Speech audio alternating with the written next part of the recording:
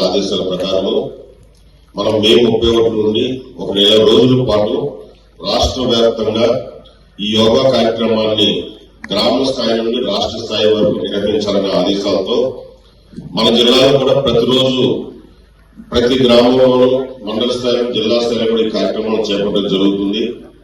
ఇదే కాకుండా పర్యాటక ప్రాంతాల్లోనూ పుణ్యక్షేత్రాల్లోనూ వివిధ ప్రజలు ఎక్కువ ఉండే ప్రాంతాల్లో కూడా ఈ యోగా కార్యక్రమం చేయడం ద్వారా ఇది ప్రజలలోకి వారి జీవన శైలిలోకి అలవాటు చేసే విధంగా చేయాలన్న ముఖ్యమంత్రి గారి ఉద్దేశంతో ఈ రోజు ఇక్కడ రాష్ట్ర స్థాయి కార్యక్రమాన్ని మన ఎన్ఆర్జీఎస్ వేస్టేకర్స్ ద్వారా సుమారు 5,000 పైబడి మంది ఇక్కడ యోగా కార్యక్రమం నిర్వహించుకుంటున్నాం.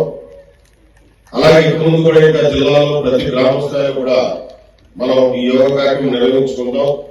దీని యొక్క ముఖ్య ఉద్దేశం మీ అందరికీ అర్థమైన పెద్దలందరూ చెప్పారు, మీ అందరికీ తెలుసు. ఆరోగ్యం అనేది చాలా ముఖ్యమైన అంశం మన జీవితంలో. డబ్బు లేకపోయినా బతకొచ్చు, ఆస్తులు లేకపోయినా బతకొచ్చు, ఏది లేకపోయినా బతకొచ్చు, కానీ ఆరోగ్యం అనేది మన జీవితంలో చాలా ప్రధానమైన అంశం.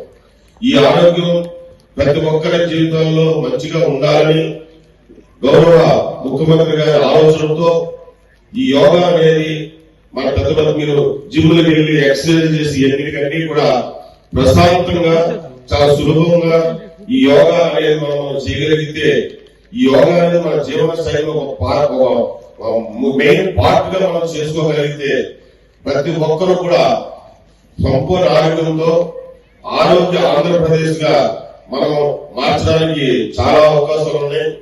ఆ ఒక్క ఉద్దేశంలో గౌరవ ముఖ్యమంత్రి గారి ఈ కార్యక్రమాన్ని గ్రామ స్థాయిలో ప్రతి ఒక్కరి ఇంటికి చేర్చాలనే ఉద్దేశంతో ఇటువంటి కార్యక్రమాలు చేపట్టడం జరిగింది.